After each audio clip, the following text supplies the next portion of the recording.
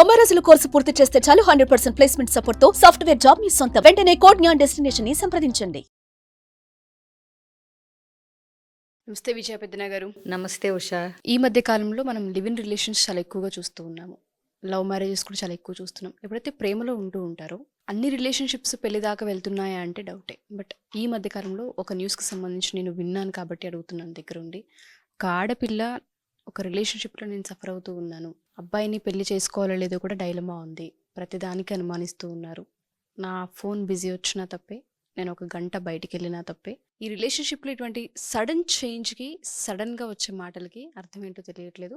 ఇప్పుడే ఇలా ఉంది అంటే రేపు పెళ్ళైనాక నా పరిస్థితి ఏంటి అనేది క్వశ్చన్ మార్క్. ఎలా చూడాలి దీన్ని? కొన్ని లక్షణాలు మనకు ముందే హింట్లు వస్తాయి. సో ఇప్పుడే అంత పొసెసివ్గా ఉండి ఇప్పుడే అంత అనుమానం, చూడండి, కన్సర్న్ వేరు, అనుమానం వేరు. తను ఎక్కడుందో ఫోన్ లిఫ్ట్ చేయట్లేదేంటి అనే, అంటే కన్సర్న్తో, కంగారుతో ఎక్కడికో వెళ్ళాము, అక్కడ ఏదో ఇన్సిడెంట్ జరిగింది, అక్కడ ఏదో తోపులాట తొక్కిసలాట జరిగింది అనేది తెలిస్తే, ఓ తను అక్కడికి వెళ్తానంది కదా, సేఫ్గా ఉందో లేదో అని ఫోన్ చేయటం వేరు.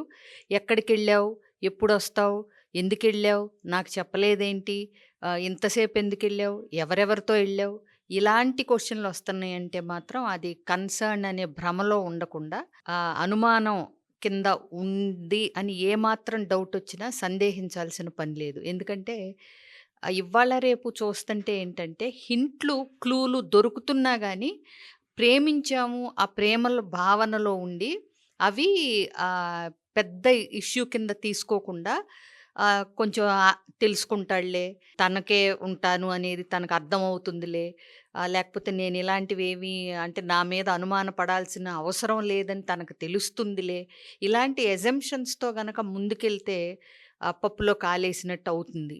ఎందుకంటే చాలా ఇన్సిడెంట్స్లో ఆ హింట్లు వచ్చినా కానీ వాళ్ళు గమనించలేకపోతున్నారు. ప్లస్ తర్వాత రిగ్రెట్ అవుతున్నారు, ఏంటి ఆ రోజే నేను జాగ్రత్త పడి ఉండాల్సింది అని చెప్పి. ఇంకోటి, అసలు రిలేషన్షిప్లో ప్రయాణించేటప్పుడు గుడ్ థింగ్, పాజిటివ్ థింగ్ ఏంటంటే ఇలా ముందే రిలేషన్షిప్లో ట్రావెల్ చేస్తే కొంతకాలం, లివ్ ఇన్ సంగతి కాదు, మామూలుగా అయినా సరే గర్ల్ ఫ్రెండ్, బాయ్ ఫ్రెండ్ లేదా అట్లా పెళ్లి చేసుకుందాం అనే ఉద్దేశంతో ఫ్రెండ్షిప్స్ ఇవన్నీ చేస్తున్నప్పుడు యాక్చువల్గా వాళ్ళకి కొన్ని విషయాలు తెలుస్తాయి. వాళ్ళ ప్రవర్తనలోవి అవి కొన్నన్నా ఎక్కడో ఒకప్పుడు ఏదో ఒక టైంలో వాళ్ళకి ఆ హింట్ అనేది దొరుకుతుంది. అది నెగ్లెక్ట్ చేశారంటే మాత్రం తర్వాత చాలా రిగ్రెట్ అవుతారు. అట్లీస్ట్ ఈ విషయం మీద నీకెందుకు నీది అనుమానం అని నాకు అనిపిస్తుంది, కన్సర్న్ అని అనిపించట్లేదు, ఇదిలా ఉంటే మన రిలేషన్షిప్ ముందుకెళ్ళటం కానీ, అంటే నేను కంఫర్టబుల్గా కానీ లేను అనేది అతనికి కన్వే చేయగలగాలి ఫస్ట్. ఓకే, నేను ఇది యాక్సెప్ట్ చేయను అంటే, ఇప్పుడు అనుమానిస్తున్నారు అంటే ట్రస్ట్ లేనట్టే కదా, అవునా? ఇవాళ రేపు ఇంట్లోనే కూర్చుని ఎవరుంటారు? అమ్మాయిలు ఉద్యోగాలు చేస్తున్నారు, వాళ్ళు అబ్బాయిలతో మాట్లాడాల్సి ఉంటుంది, ఫ్రెండ్స్తో బయటికి వెళ్ళే స్వేచ్ఛ కావాల్సి ఉంటుంది. నిన్ను ఇష్టపడింది, నిన్ను పెళ్లి చేసుకుంటుంది అని చెప్పి పర్సనల్ లైఫ్నంతా మూటగట్టేసి ఒక పక్కన బారేసి నీకే అంకితం అయిపోలేదు కదా 24 గంటలు. You are part of her life. Anybody, ఆ మాటకొస్తే ఏదైనా పెళ్ళి కూడా జీవితంలో ఒక భాగమే. అందులో మొత్తం మనల్ని మనం కోల్పోవాల్సిన పని లేదు అందులో. అలా కోల్పోతే వాళ్ళు సంతోషంగా కూడా ఉండరు.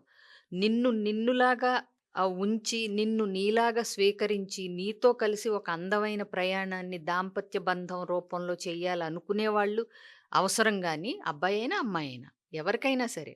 అంతే తప్పితే నీ డ్రాబ్యాక్స్ అన్నిటికీ అవతల వ్యక్తి సొల్యూషన్ కావాలి, నీకు అనుమానాలు ఉంటే భరించాలి, నీకు అనుమానం రాకుండా బిహేవ్ చేయగలగాలి, ఇవన్నీ అంటే కష్టం.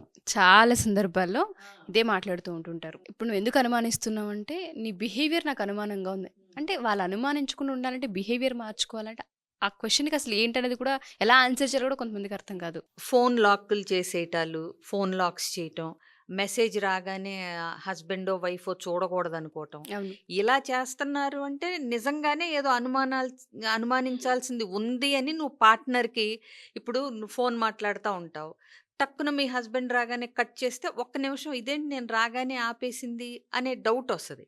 అలాంటివి ఏమన్నా ఉంటే చేంజ్ చేసుకోవచ్చు. ఏది అన్ఇంటెన్షనల్గా పొరపాటున మామూలుగానే అప్పుడు కాల్ మాట్లాడటం అయిపోయింది, లేదా సమ్ రీజన్స్ ఉంటాయి కొన్ని. ఏ బ్రదరో ఫోన్ చేసో, లేకపోతే ఇంకెవరో క్లోజ్ ఆళ్ళు ఓ 10,000 అప్పు అడిగారో ఏదో అనుకుందాం. అది హస్బెండ్‌కి తెలిస్తే వద్దంటాడు అని అనుకున్నప్పుడు, నువ్వు చేసేది కరెక్టే. అందులో నీ క్యారెక్టర్ ఫ్లా ఏం లేదు. అంటే ఇప్పుడు సొంతాళ్ళకి డబ్బులు పంపిస్తూ అది హస్బెండ్‌కో, వైఫ్‌కో చెప్తే వద్దంటారు, పోట్లాడతారు అన్నప్పుడు ఇస్తూ ఉంటారు కొంతమంది. అందుకే కంటెక్స్ట్‌ని బట్టి బిహేవ్ జేయాలి. అలా గాకుండా క్యారెక్టర్‌ని అనుమానించే విధంగా ఒకవేళ మీకు తెలియకుండా ఏమన్నా బిహేవియర్స్ ఉంటే ఒకటి, 2 చేంజ్ చేసుకోవచ్చు. ఈ ప్రాసెస్‌లో ఫోన్ కట్ చేయటం ఇయన్నీ చూసి అవతలాళ్ళకి ఏంటి ఎవరితో మాట్లాడుతాంది, నేనొచ్చేసరికి కట్ చేసింది అనేది డౌటొస్తది. సో, అలాంటివి చిన్న చిన్నవి ఉంటే చేంజ్ చేసుకోవచ్చు. బట్ అంతేగాని మొత్తం అసలు మనం విధానమే అంటే ఇప్పుడు నువ్వు ఫ్రెండ్స్‌తో బయటికెళ్ళకూడదు, ఫ్రెండ్స్‌తో సినిమాలకెళ్ళకూడదు, ఎళ్ళినా గంటకే వచ్చేయాలి, లేకపోతే చెప్పకుండా ఎళితే ఎవరితో ఎళ్ళిందో అనే డౌటు. ఇలాంటియి ఉంటే మాత్రం వాటిని మార్చుకోవాల్సిన పని లేదు. యువతలాళ్ళనే మార్చేస్తే అయిపోద్ది. గుడ్ థింగ్ ఏంటంటే నీకు ముందే హింట్ తెలవటం. వచ్చింది. అంత్య నిష్ఠూరం కన్నా ఆది నిష్ఠూరం మేలంటారు. ఆ పడే బాధేదో, ఆ మానసిక వేదనేదో, ఆ పెళ్ళికి ముందే అసలు బాధపడాల్సిన పని కూడా లేదు. హమ్మయ్య! బయటపడ్డాను అనుకోవాలి ఇలాంటి వ్యక్తి నుంచి. ఎందుకంటే ఒక బంధంలోకెళ్ళి 2 ఫ్యామిలీస్ ఒకటయ్యి ధూమ్ ధామ్ అని పెళ్లి చేసుకుని, ఆ తర్వాత కొంతకాలం కలిసుండి, ఏ పిల్లో పీచో పుట్టి అప్పుడు అనుమానాలు బయటకొచ్చి గొడవలు ఎక్కువయ్యే కంటే, ఇతనిలో ఈమెలో ఈ అనుమానపు జబ్బుంది అని ముందే తెలిసినప్పుడు కొంచెం కష్టమైనా అప్పుడు తప్పుకుంటే జీవితాంతం హాయిగా ఉండటానికి అవకాశాలు ఎక్కువుంటాయి. అలాంటి వాళ్ళు ఎవరైనా సరే ఇప్పుడు మేము ఈ రిలేషన్‌షిప్‌లో ఇటువంటివి చూసాము. మేము కొన్ని యాక్సెప్ట్ చేయలేకపోతున్నాం. ట్రై చేసాం. మా వల్ల కావట్లేదు. అది లివ్ ఇన్ లేదంటే పెళ్లికి సంబంధించిన రిలేషన్‌షిప్ అవ్వచ్చు. లేదంటే లవర్స్‌గా ఉన్న రిలేషన్‌షిప్ అవ్వచ్చు. డిప్రెషన్‌కి వెళ్ళిపోతూ ఉన్నాం. తెలియకుండానే పానిక్ సిట్యుయేషన్స్ వస్తూ ఉన్నాయి. మాకు ఏం అర్థం కావట్లేదు. కొంతమంది బాగా అటాచ్ అయిపోయి సూసైడ్స్ కూడా చేసుకోవాలనుకుంటూ ఉంటారు. అటువంటి వాళ్ళకైనా సరే మన కౌన్సిలింగ్ ఎంతవరకు హెల్ప్ అవుతుంది అంటే వాళ్ళు కౌన్సిలింగ్ తీసుకోవచ్చు. తప్పకుండా ఉషా. ఇలాంటి వాళ్ళు గనక ఉంటే వాళ్ళు ఖచ్చితంగా తీసుకోవాలి ఎవరో ఒకళ్ళ దగ్గర. ఎందుకంటే వాళ్ళు ప్రాబ్లమ్‌ని తప్పితే సొల్యూషన్‌ని చూసే మైండ్ సెట్‌లో ఉండరు. సో, ఒక outside person that to counsellor ఏంటంటే వాళ్ళ చుట్టూ ఉన్న మొత్తం విషయాన్ని నాన్ జడ్జిమెంటల్‌గా వాళ్ళు ఏ ఫేజ్‌లో ఉన్నారనేది ఈజీగా ఐడెంటిఫై చేయగలుగుతారు. అలాగే కరెక్ట్ వేలో బయాస్ లేకుండా కౌన్సిలింగ్ ఇచ్చే సెషన్ ఇవ్వగలిగే అవకాశం ఉంటుంది కౌన్సిలర్స్ అయితే. సో, వాళ్ళని కలిసినప్పుడు వీళ్ళకి ఆ స్థిమితం అయితే ఖచ్చితంగా వస్తుంది. కాబట్టి ఇలాంటి పరిస్థితుల్లో ఎవరున్నా కౌన్సిలింగ్ తీసుకోవచ్చు. Thank you ma'am. Thank you so much.